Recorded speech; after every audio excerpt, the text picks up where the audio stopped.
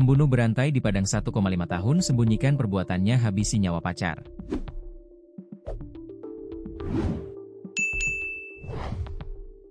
Selama kurang lebih 1,5 tahun pembunuh berantai di Padang Pariaman, Sumatera Barat menyembunyikan perbuatannya menghabisi nyawa pacar. Padahal keluarga pacar sempat curiga kepada SJ, 25, pelaku pembunuhan berantai yang menghilangkan 3 nyawa termasuk kekasih. Bahkan keluarga pacar sampai menggeledah rumah SJ setelah korban bernama Siska Oktavia menghilang. Namun saat itu tidak menemukan bukti apapun meskipun keluarga mendiang Siska sudah mendapat petunjuk dari orang pintar.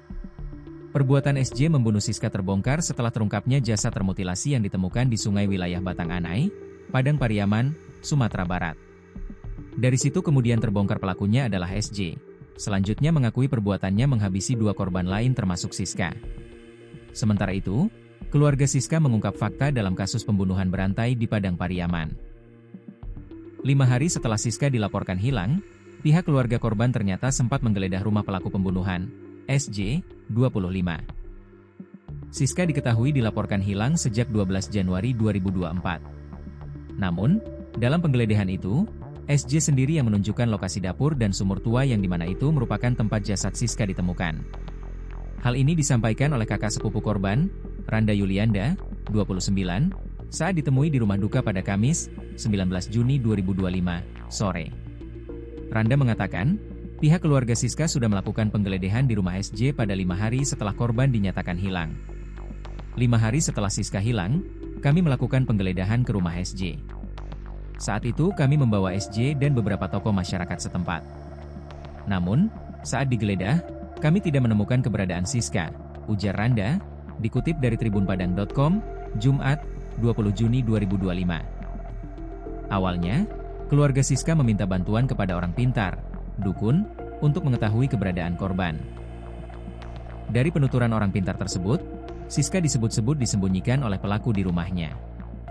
Orang pintar itu bilang, temui pacarnya, Siska, di rumahnya. Dari situlah kami datangi rumah SJ pada tengah malam. Waktu itu memang kami sudah curiga. Tapi saat kami geledah kamarnya dan beberapa sudut rumah, Siska tidak ditemukan, jelas Randa. Setibanya di rumah pelaku, keluarga Siska tak bisa leluasa melakukan penggeledahan lantaran ibu pelaku terus menangis. Saat itu ibunya menangis terus. Kami juga jadi tidak enak, karena penggeledahan dilakukan sekitar pukul 2 WIB dini hari, tambahnya. Randa menyebut, kecurigaan keluarga sempat mereda karena SJ pintar bersandiwara dan berhasil menipu orang-orang di sekitarnya. Hal ini terlihat dari raut wajah pelaku. Pelaku ini pandai bersandiwara. Raut wajahnya bisa berubah, seolah-olah bukan dia pelakunya. Bahkan waktu kami mau geledah rumahnya, dia sangat semangat dan bilang, "Cepatlah, Bang, pergi sama saya. Biar saya yang tunjukkan rumah saya itu," kata Randa menirukan ucapan SJ. Randa juga menuturkan bahwa saat penggeledahan, SJ sempat menunjukkan lokasi dapur dan sumur tua di rumahnya, yang belakangan diketahui sebagai tempat dikuburnya jasad Siska.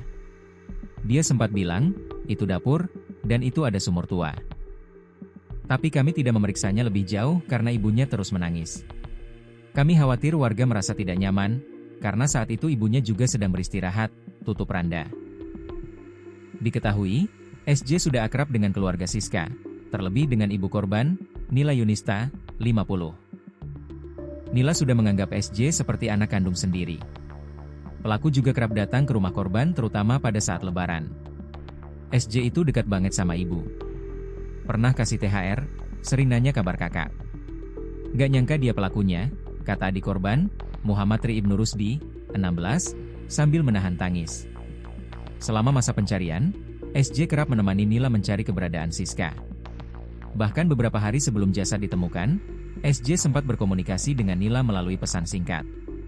Namun, Nila menghembuskan nafas terakhir setelah mengetahui bahwa SJ yang menghabisi nyawa anak kandungnya.